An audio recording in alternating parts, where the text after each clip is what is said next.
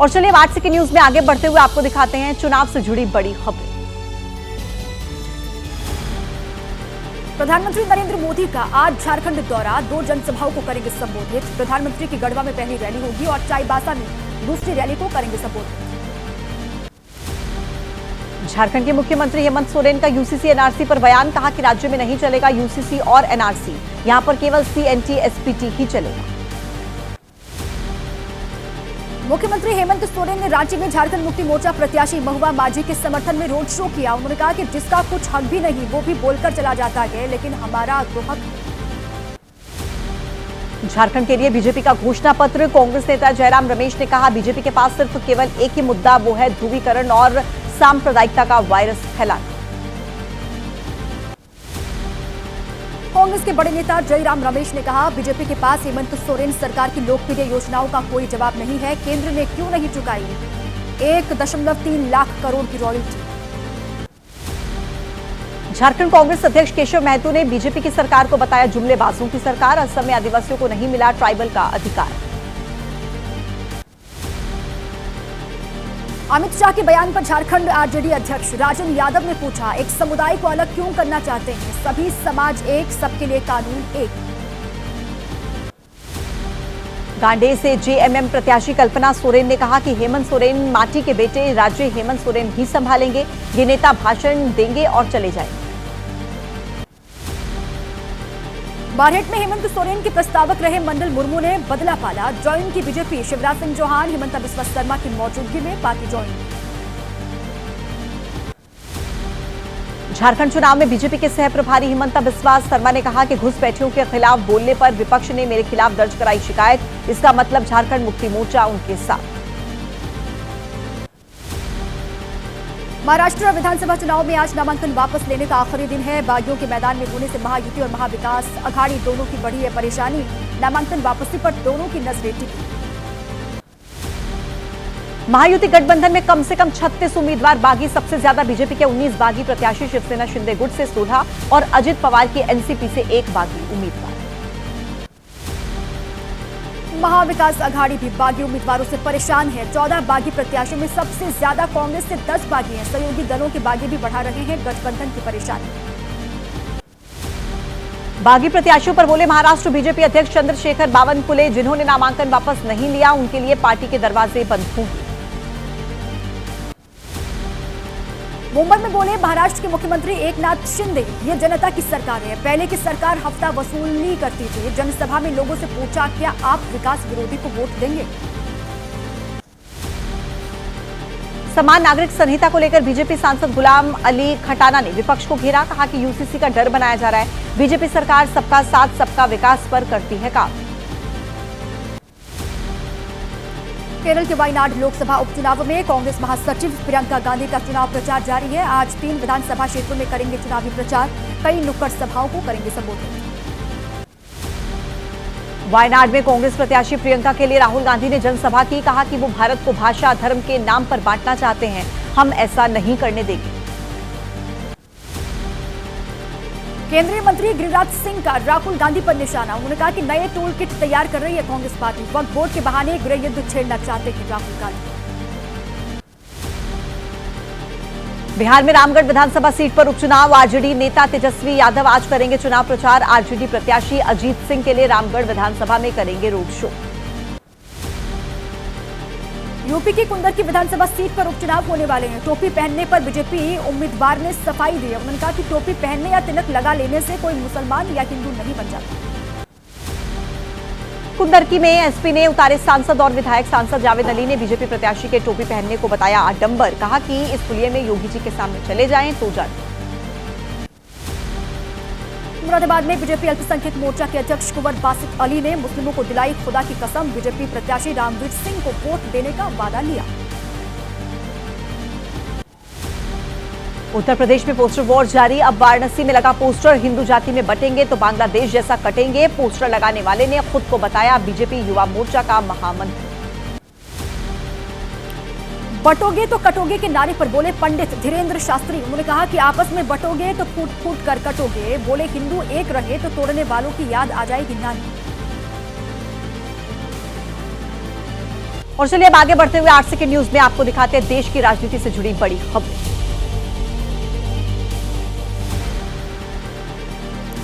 UP के मुख्यमंत्री योगी आदित्यनाथ ने पीएम मोदी और जेपी नड्डा से मुलाकात की। 4 जून के चुनावी नतीजों के बाद पीएम से पहली शिष्टाचार भेंट रही सीएम योगी की। सूत्रों के मुताबिक यूपी उपचुनाव पर हुई चर्चा।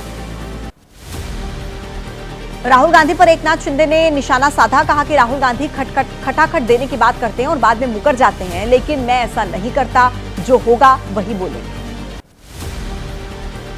एसपी विधायक रईस शेख ने महाविकास अघाड़ी नेताओं को चिट्ठी लिखी। गठबंधन के घोषणा पत्र में कॉमन माइनॉरिटी प्रोग्राम जोड़ने की मांग की है। उन्होंने कहा कि लव जिहाद कमेटी की समीक्षा। बिजली के मुद्दे पर केजरीवाल ने बीजेपी को घेरा, कहा दिल्ली में 24 घंटे बिजली आती है, यूपी वाले अपने नेताओं से कहते हैं कि तुम क्यों नहीं करते। दिल्ली के मुख्यमंत्री आतिशी का आरोप, बस मार्शलों के नाम पर गंदी राजनीति करती है बीजेपी। 1 हफ्ते में एलजी को भेजेंगे पक्का करने का प्रस्ताव, बीजेपी पास कराए। सीएम आतिशी का बयान, केजरीवाल ने 2018 से गरीब घरों के युवाओं को दी बस मार्शल्स की नौकरी, लेकिन बीजेपी 2023 से कर रही है इनके साथ अन्याय। दिल्ली बीजेपी अध्यक्ष वीरेंद्र सचदेवा ने कहा, बहाली का श्रेय ले लीजिए, लेकिन उनकी बहाली कर दीजिए। एलजी ने विचार करके आदेश दे दिए, तो आपको करने में क्या दिक्कत। आज राष्ट्रीय नदी संगम का उद्घाटन सत्र, केंद्रीय गृह मंत्री अमित शाह करेंगे संबोधित। केंद्रीय हिंदी समिति की 32वीं बैठक में मुख्य अतिथि के तौर पर होंगे शामिल। केंद्र शासित प्रदेश जम्मू कश्मीर की विधानसभा का आज से सत्र शुरू हो रहा है। सदन की पहली बैठक के दौरान होगा स्पीकर का चुनाव और चुनाव के बाद राज्यपाल का अभिभाषण होगा। नेशनल कॉन्फ्रेंस के वरिष्ठ नेता अब्दुल रहीम राथर का स्पीकर चुना जाना लगभग तय। चरारे शरीफ से 7 बार जीत चुके विधानसभा चुनाव, बीजेपी ने नहीं बताया किसी प्रत्याशी का नाम। चित्रगुप्त पूजा के मौके पर सीएम नीतीश कुमार ने छुए बीजेपी नेता आरके सिन्हा के पैर। आरके सिन्हा ने किया था पूजा का आयोजन, मंदिर का पुनर्निर्माण होने पर धन्यवाद दिया था। बांधवगढ़ में 10 हाथियों की मौत का मामला, एमपी के मुख्यमंत्री मोहन यादव ने 2 वरिष्ठ अधिकारियों को निलंबित किया। जानवरों से तालमेल बैठाने के लिए बनेगा टास्क फोर्स।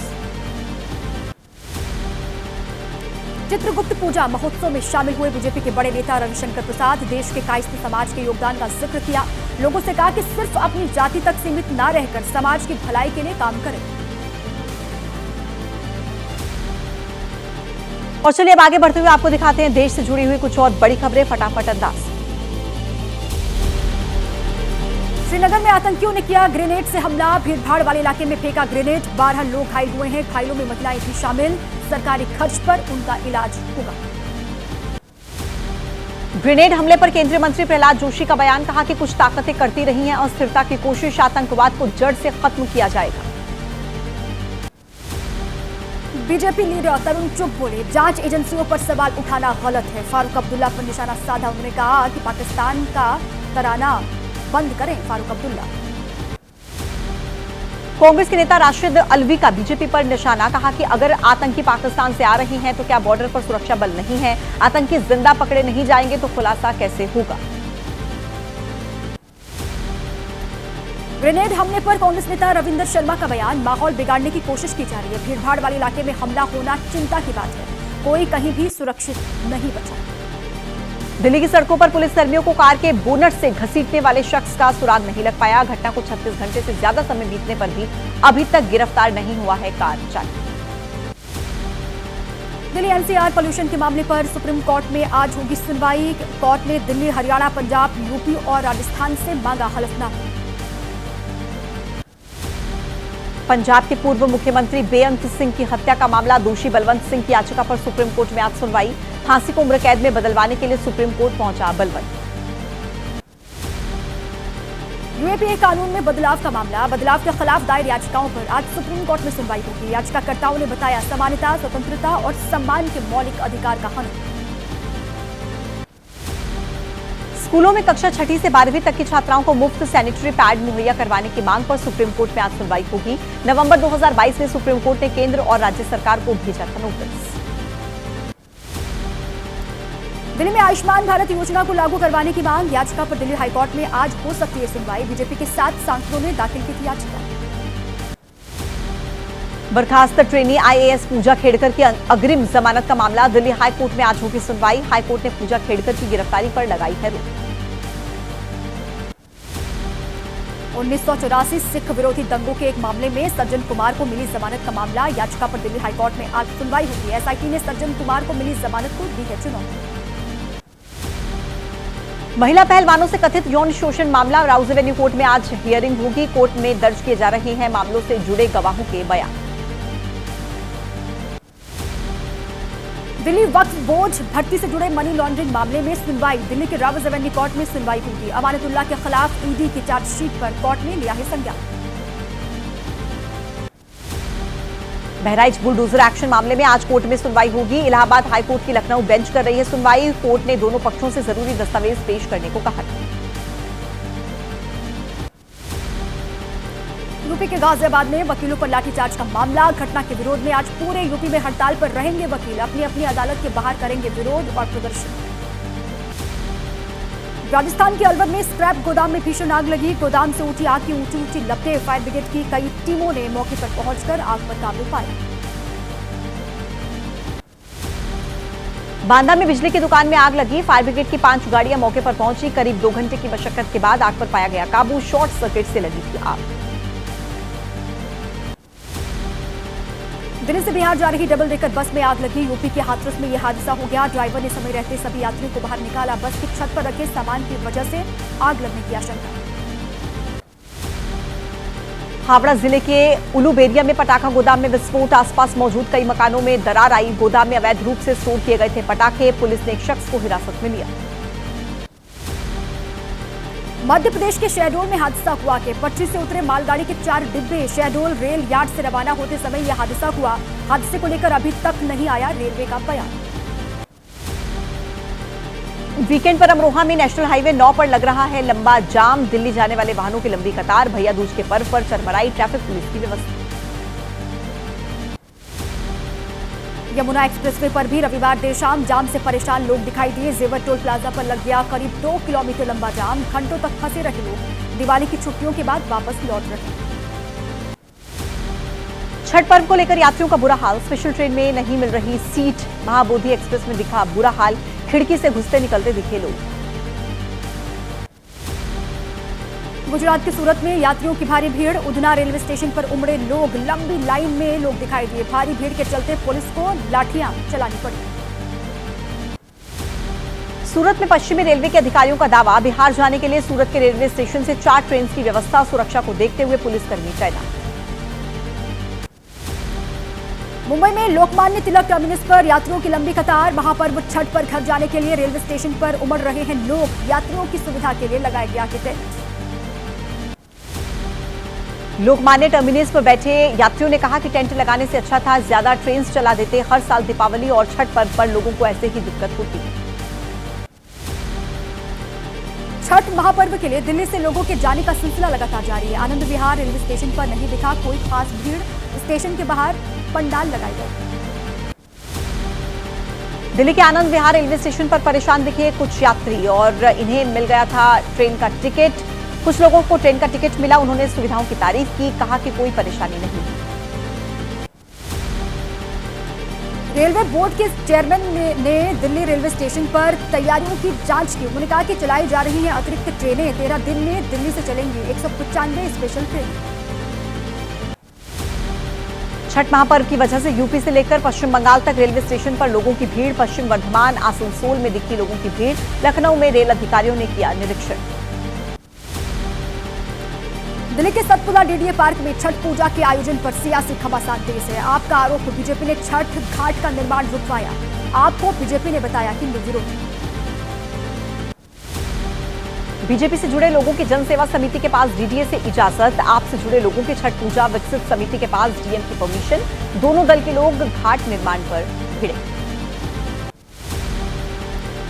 सियासी विवाद के बीच में शेख सराय के लोगों ने कहा, हर साल पार्क के अलग अलग हिस्सों में होती है छठ पूजा। दोनों समितियां बनाती थी घाट, जहां होती रही है लगातार छठ महापर्व की पूजा। स्थानीय आप विधायक सौरभ भारद्वाज ने कहा, बीजेपी सांसद बागेश्वर स्वराज भगवद गीता की कसम खाएं कि हम नहीं कराते छठ पूजा, खत्म कर देंगे प्रदर्शन। बीजेपी सांसद बांसुरी स्वराज ने आम आदमी पार्टी पर लगाए आरोप। एबीपी न्यूज से कहा, हमने 23 सितंबर को डीडीए से परमिशन ली थी, ये लोग कैसे गुंडागर्दी कर रहे हैं। छठ पूजा को लेकर दिल्ली में सियासी घमासान जारी। दिल्ली की मुख्यमंत्री आज आईटीओ में छठ घाट का दौरा करेंगी, घाट की तैयारियों का करेंगी निरीक्षण। यमुना में छठ पूजा की इजाजत नहीं है, बीजेपी सांसद मनोज तिवारी ने कहा। एनजीटी प्रमुख ने कहा कि हमने बैन नहीं किया, बीजेपी सरकार बनी तो हम नदी में करवाएंगे छठ पूजा। छठ महापर्व को लेकर एसपी प्रमुख अखिलेश यादव ने योगी सरकार को घेरा। एक्स पर पोस्ट करते हुए लिखा, गंगा घाट पर सिल्क तक नहीं हटी है, अब भंडाफोड़ का ये पोस्ट आते ही सब कुछ कर देंगे चुस्त दुरुस्त। भैया दूज के मौके पर अयोध्या में की गई विशेष आरती। सरयू नदी के घाट पर पुजारियों ने करवाई आरती। मौके पर हजारों की तादाद में श्रद्धालु मौजूद रहे। प्रयागराज महाकुंभ के लिए अखाड़ों के साधु संतों का आगमन शुरू। सबसे पहले श्री पंच दशनाम जूना और उससे जुड़े किन्नर अखाड़े के संतों ने प्रवेश किया। शाही अंदाज में हुआ नगर प्रवेश। हरिद्वार के चंडी घाट पर आज होगा गंगा उत्सव का आयोजन। स्वच्छता और संरक्षण को बढ़ावा देना इसका मकसद है। राष्ट्रीय स्वच्छ गंगा मिशन की तरफ से करवाया जा रहा है ये आयोजन। उत्तरकाशी के मुखबा पहुंची मां गंगा की उत्सव डोली। शीतकाल के दौरान 6 महीने तक मुखबा में होगी मां गंगा की पूजा। डोली पहुंचने के बाद मां गंगा की विधि विधान से की जाएगी पूजा। अब आइए आगे बढ़ते हैं, खेल की बड़ी खबरें आपको दिखाते हैं 8 सेकंड।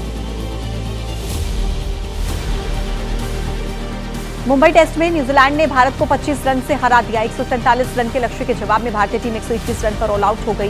भारत के 7 बल्लेबाज 10 रन का स्कोर भी पार नहीं कर पाए। न्यूजीलैंड ने 3-0 से जीती टेस्ट सीरीज। पहली बार भारत का किसी टीम ने घर पर क्लीन स्वीप किया। न्यूजीलैंड पहली बार भारत में सीरीज भी जीती। रोहित शर्मा और विराट कोहली मुंबई टेस्ट की दूसरी पारी में भी फेल। रोहित ने दोनों पारियों में मिलाकर 29 रन बनाए, विराट कोहली ने महज 5 रन बनाए।